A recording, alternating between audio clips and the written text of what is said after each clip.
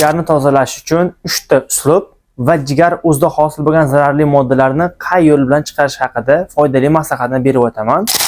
Birinchisi, trigelim. O'zbekiston sharoitida ko'pchilikda yog'li ovqat ko'p yeyish orqali ichaklarda ovqati turib qoladi va o't tufaylilanib qoladi. Unga trigelim mahsuloti bo'ladi. Trigelim mahsuloti o't yo'lini ochadi. Jigardan hosil bo'lgan zararli moddalar o'zini o'zi tozalaganda ichakka o't yo'li orqali tushadi. O't yo'lini ochuvchi mahsulot va ichki kelishni ham normalga solib qo'yadi. Va organizm o'zini tozalaydi va biologik yosh yosharadi. Ikkinchisi, hujayra darajasida, ya'ni ichi ko'p qotmaydigan, lekin ko'p ximikat yeydigan insonlar bo'lsa, ularga istoki ichistati patentlangan mahsulot bo'lib, hujayrani ichini tozalaydi, atrofini tozalaydi va hujayrani himoya qiladi. Bu degani polniy organizmni detoks qilishga yordam bera oladi. Endi eng osoni choy ko'rinishidagisi bor. Bu turbo choy. Tarkibida sano, zanjabil ko'rinishda bo'ladi, paketik bo'ladi.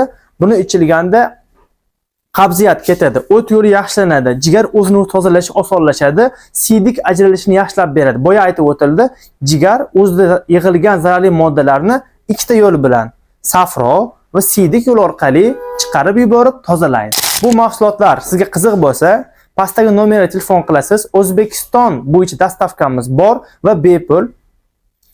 Va bu mahsulotlarni borgandan keyingina to'lov qilib olib qolsangiz bo'ladi. Bizga obuna bo'lishni unutmang. Eng yaxshi tozalanish va eng foydalisi o'zimizni ichkaridan tozaloq hisoblanadi va organizm yosharadi, biz yosh ko'rinamiz.